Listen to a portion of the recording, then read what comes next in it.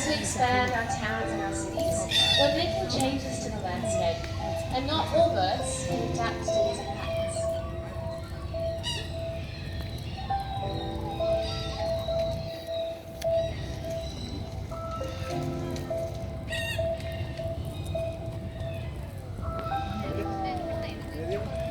Many birds, just like Geary here, live in tree hollows, which provides them with a secure home. And with that comes a place to nest, and importantly, a place to thrive.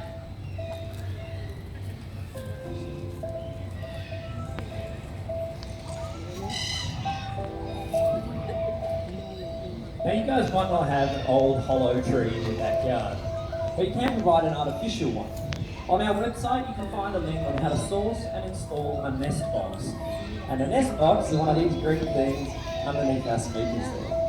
And that's going to provide a home for these birds, not just cockatoos like Geary, but for all the other native species of possum, parrot and bat.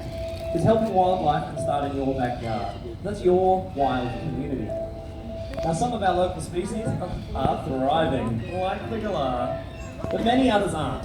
So Jasper and I would like to see if there's anyone in the audience who's willing to help out.